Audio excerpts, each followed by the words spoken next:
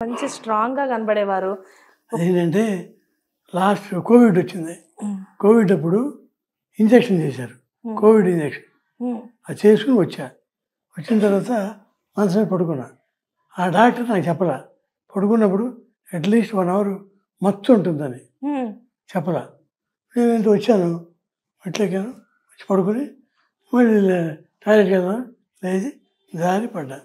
పడితే బోన్స్ ఎరిగిపోయింది. ఈ బోను అది సెట్ చేశారు కేర్ హాస్పిటల్లో.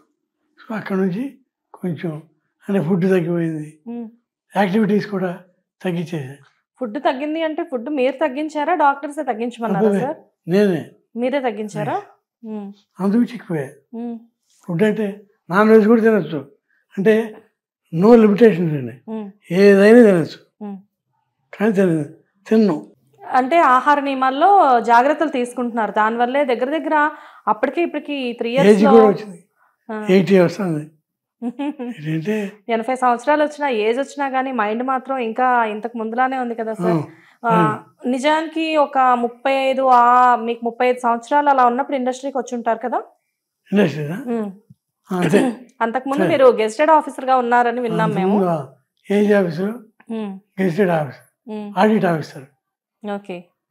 సో గెస్టెడ్ ఆఫీసర్ అంటే చాలా పెద్ద రేంజ్ కదా. అక్కడ నుంచి సడన్ గా మనం సక్సెస్ అవుతామో లేదో తెలియని ఒక ఇండస్ట్రీకి మీరు ఎలా రావాలి అనుకున్నారు?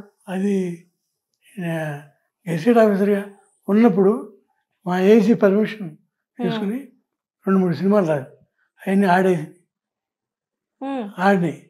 ఆడగానే అందరూ వెంటపడ్డారు. ఎవరు? రామానాయుడు గారు.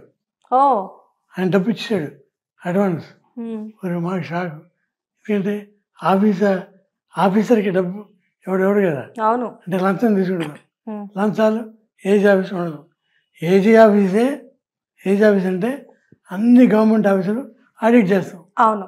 మేము నేలే మొత్తం తెలంగాణ, ఆంధ్ర మొత్తం తిరిగి. ఏం చదువుకున్నారు సార్?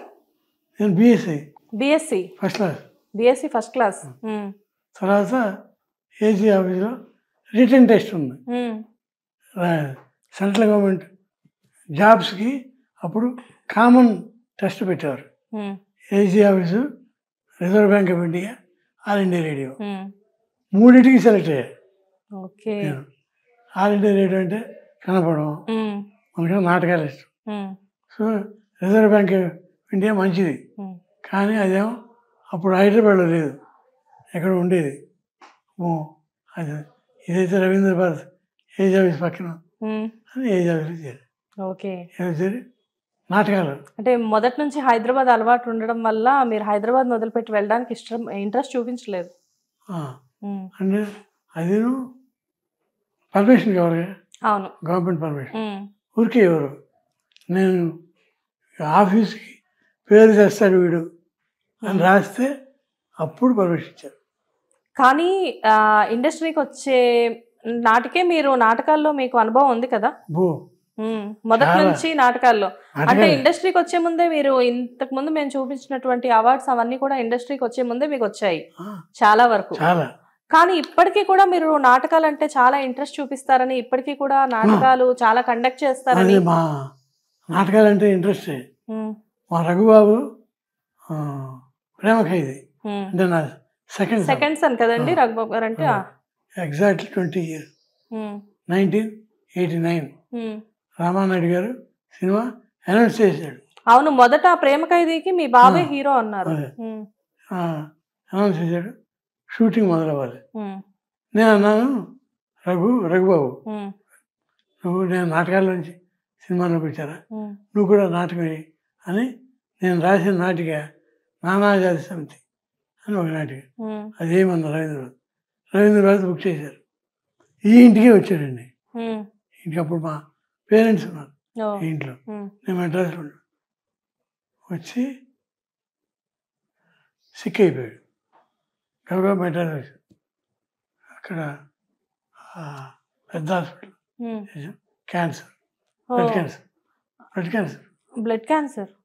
ఆయనకు అప్పుడు వయసు 20 సంవత్సరాలు అండి. 20 చచ్చిపోయాడు. 6 monthsకి చచ్చిపోయాడు.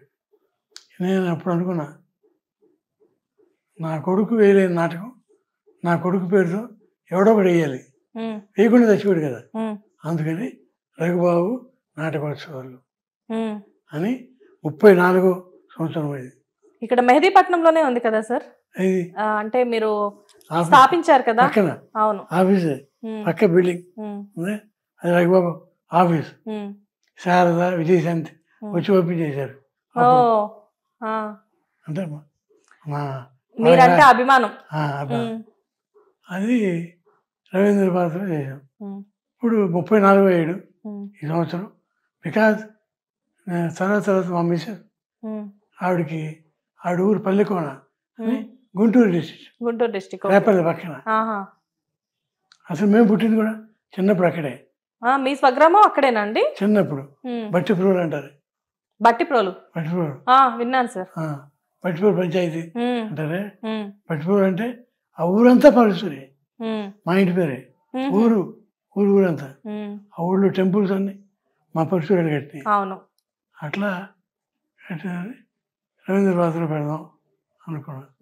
ఆడు కూడా వాడి పేరుతో నాటకం ఎవడో ఒకటి వేయాలి అని పరిషత్ పెట్టాను. ఈ పరిషత్ కూడా మెడ్రాస్లో పెట్టాం, వైజాగ్లో, విజయవాడలో, ఎన్నో చోట్ల, అన్ని చోట్ల పెట్టి, పల్లికోనలో ఎక్కడైతే 3 crores పెట్టి థియేటర్ కట్టా. అంటే థియేటర్కి తెలుగు సినిమా నిర్మాతల మండలి వాళ్ళు ఇచ్చారు డబ్బులు.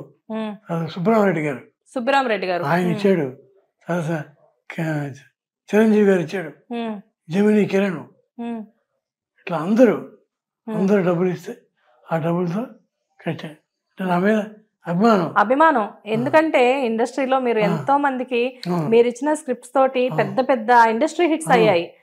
ఈ అవార్డ్స్ అన్ని కూడా చూస్తే ఏది చూసినా గానీ ప్రతిదీ కూడా 100 రోజులు ఆడిన సినిమానే గానీ 100కి తక్కువగా ఆడిన సినిమాలు కాదు.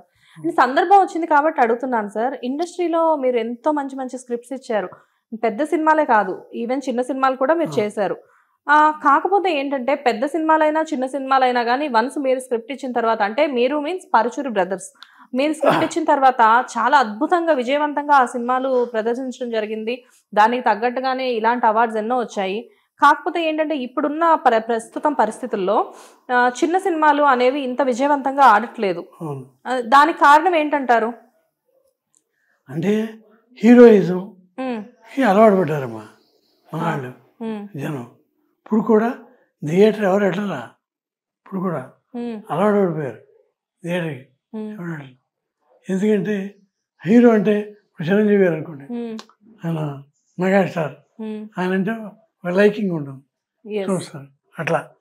హిట్ టీవీ యాప్, ఇందులో short news, live news, entertainment shows, movies, digital magazines తో పాటు మీ జిల్లా వార్తలను కూడా ఫ్రీగా చూడొచ్చు.